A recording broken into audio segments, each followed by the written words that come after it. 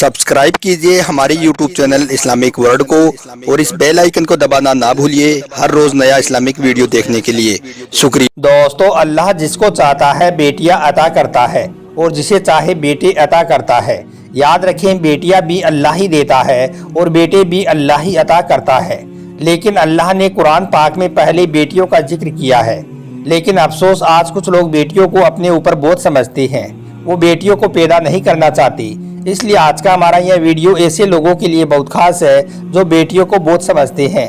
ऐसे लोग इस वीडियो को आखिर तक जरूर देखें और मेहरबानी करके इसे शेयर भी कर दें ताकि और भी लोगों के पास में यह वीडियो पहुंच जाए। तो चलिए दोस्तों, शुरू करते हैं। एक मर्तबा अल्लाह के प्यारे नबी हजरत मोहम्मद सल्लल्लाहु अलैहि वसल्लम एक सफर पर कहीं जा रही थी। आपके साथ में कुछ सहाबाई किराम रज़ियल्लाहु तआला अन्हुम भी थे। रास्ते में सहाबाई किराम ने अर्ज किया, या रसूलल्लाह सल्लल्लाहु अलैहि वसल्लम, उस फला घर से नूर छन छन कर बाहर निकल रहा है, आप पर हमारे माँ बाप कुर्बान, मगर या रसूलल्लाह उस घर में ऐसा क्यों हो रहा है, उस घर से नूर छलक कर बाहर क्यों आ रहा है। तो यह सुनकर अल्लाह के नबी सल्लल्लाहु अलैहि वसल्लम ने इरशाद फरमाया, या तो उस घर में किसी यतीम की परवरिश हो रही है या फिर उस घर में किसी बेटी की विलादत हुई होगी। याद रखो, उस घर से नूर छन छन कर बाहर निकलता है जिस घर में बेटी की विलादत होती है, यानी कि जिस घर में बेटी पैदा होती है। इसी तरह से प्यारे नबी हजरत मोहम्मद सल्लल्लाहु अलैहि वसल्लम ने इरशाद फरमाया है कि अगर किसी के घर में 3 बेटियां हों और घर में 1 बेटा हो, जैसा कि आप सभी को मालूम है कि जिस चीज़ की कमी होती है उसकी अहमियत कितनी ज़्यादा हो जाती है। इसलिए जिसके घर में 3 बेटियां हों और सिर्फ 1 ही बेटा हो तो उस घर में बेटे की कितनी ज़्यादा अहमियत हो जाती है। उस बेटे को वो किस तरह से पूरे घर वाले पलकों पर बिठा कर रखते हैं।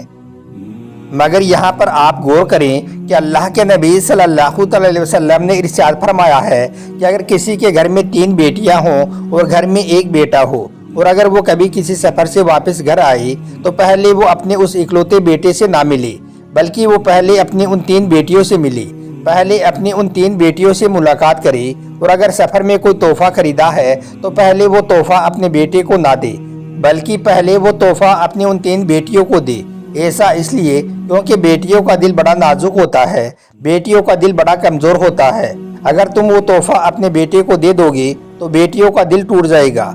और प्यारे नबी सल्लल्लाहु अलैहि वसल्लम ने इरशाद फरमाया है कि जिसने अपनी बेटियों का दिल तोड़ दिया गोया कि उसने मुझ मोहम्मद का दिल तोड़ दिया।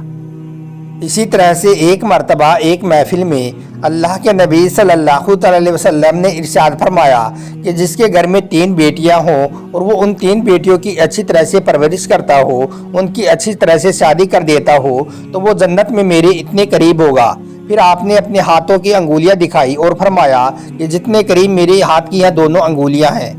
इसी तरह से हज़रत अब्दुल्लाह बिन अब्बास रज़ियल्लाहु तआला अन्हु फरमाते हैं कि अल्लाह के प्यारे नबी सल्लल्लाहु अलैहि वसल्लम ने इरशाद फरमाया कि जिसके घर में 1 बेटी हो, अगर वह उसे जिंदा दफन ना करे और उसकी अच्छी तरह से परवरिश करे, उसको अपने बेटों से कम ना समझे, तो अल्लाह ताला ऐसे बाप को जन्नत में दाखिल फरमाएगा।